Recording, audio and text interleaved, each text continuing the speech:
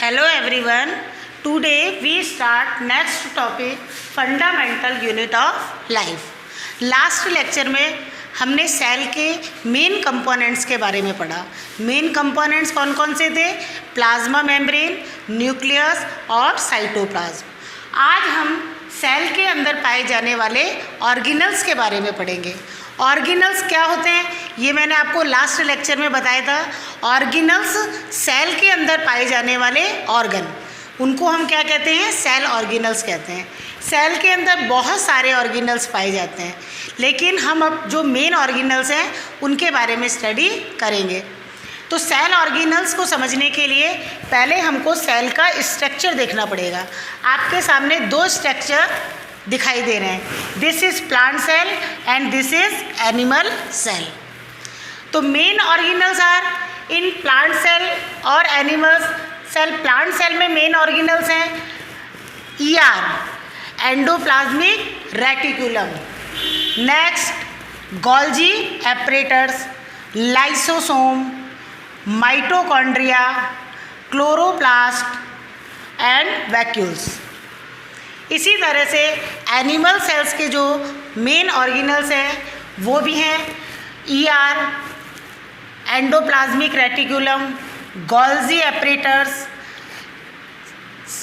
Lysosome, mitochondria and ribosomes.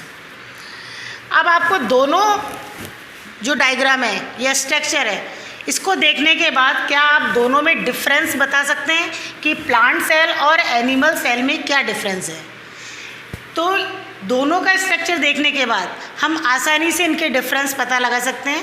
First difference कि plant जो cell है उसमें क्या प्रेजेंट है? सेल वॉल, जबकि एनिमल सेल में सेल वॉल नहीं पाई जाती है। Cell wall are absents. Next, plant cell के अंदर जो न्यूक्लियस है वो क्या है? साइड में है, और एनिमल सेल में जो न्यूक्लियस है वो कहाँ पर है? सेंटर में है। प्लांट सेल में आपको वैक्यूल्स नज़र आ रहे हैं, वैक्यूल्स बहुत बड़े बड़े, लेकिन क्या आपको एनिमल सेल्स में नज़र आ रहे हैं? नहीं आ रहे हैं। तो vacuoles are present in plant cell and vacuoles are absent in animal cell. और नेक्स्ट जो है डिफरेंस है कि chloroplast present in plant cell. जो प्लांट सेल है उसके अंदर क्या पाया जाता है? Chloroplast, and chloroplast is absent in animal cells. तो अब आप आसानी से प्लांट सेल और एनिमल सेल्स के अंदर डिफरेंस कर सकते हैं।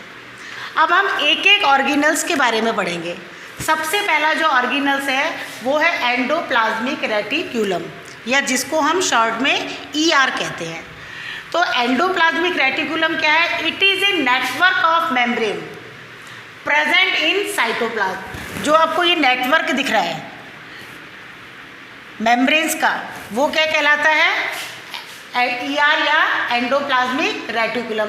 These are present in eukaryotic cells. लेकिन जो एंडोप्लाज्मिक रेटिकुलम है वो केवल यूकेरियोटिक सेल्स में ही पाई जाती है, प्रोकैरियोटिक सेल्स में नहीं पाई जाती है। एंडोप्लाज्मिक जो रेटिकुलम है वो कितने टाइप की होती है? 2 टाइप की। फर्स्ट स्मूथ एंडोप्लाज्मिक रेटिकुलम और सेकंड है रफ एंडोप्लाज्मिक रेटिकुलम। जो स्मूथ और जो रफ एंडोप्लाज्मिक रेटिकुलम है वो किसके कारण है?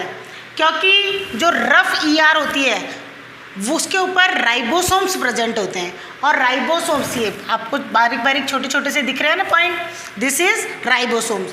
तो राइबोसोम से इसकी सरफेस रफ होती है, और जो स्मूथ ईआर है उसमें जो राइबोसोम्स होते हैं वो एब्सेंट्स होते हैं।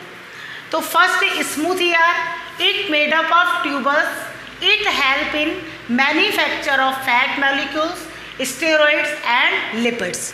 ये किसको मैन्युफैक्चर करते हैं? फैट मॉलिक्यूल्स को, स्टेरॉइड्स को और लिपिड्स को। एंड राइबोसोम्स आर एब्सेंट, इसमें राइबोसोम्स एब्सेंट होते हैं। नेक्स्ट है आपके rough ER, it is made up of vessels, help in manufacturing of protein and contain ribosomes on its surface. ये किसके मैन्युफैक्चरिंग में हेल्प करती है? प्रोटीन के। और इसकी जो सरफेस होती है ऊपर, इसके ऊपर राइबोसोम्स क्या होते हैं? प्रेजेंट होते हैं। तो ये 2 टाइप की ER थी, स्मूथ एंड रफ। अब इनका फंक्शन क्या है? Function of ER, transport material between cytoplasm and nucleus. This is cytoplasm and this is nucleus. तो न्यूक्लियस से साइटोप्लाज्म में एंड साइटोप्लाज्म से न्यूक्लियस में जितने भी मटेरियल्स या सब्सटेंस होते हैं उनको ट्रांसफ़र करने का फंक्शन करती है। नेक्स्ट है, it provide space for biochemical activities. तो जितनी भी biochemical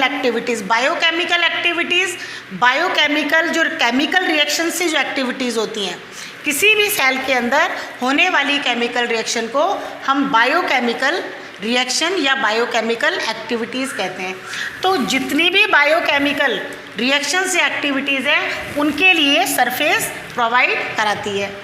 next, it help in synthesise of fat, steroids and extract.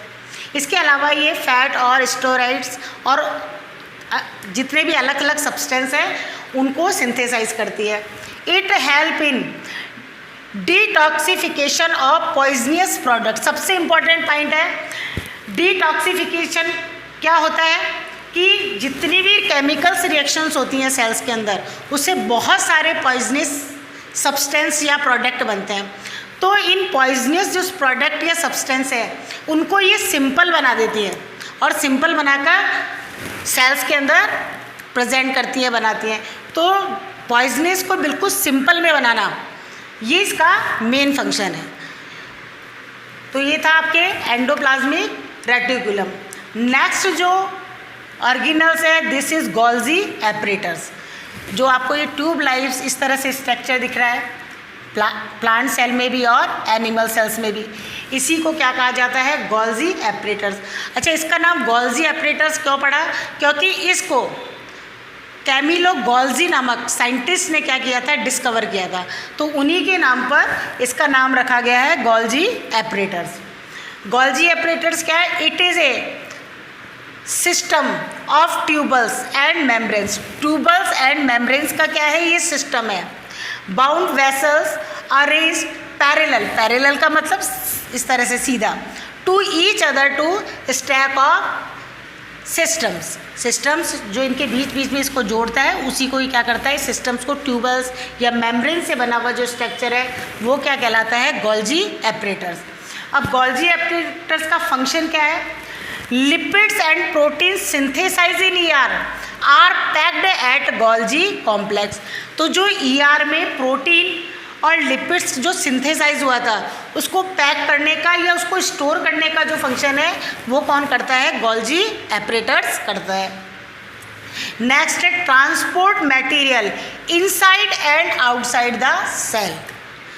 अब सेल के अंदर आने वाले और सेल से बाहर जाने वाले जो जा रहे हैं सब्सटेंस, उनको ट्रांसपोर्ट करने का फंक्शन कौन करता है? Golgi apparatus. सेल से बाहर ले जाना और सेल से अंदर लाना। It help in formation of middle lamellae.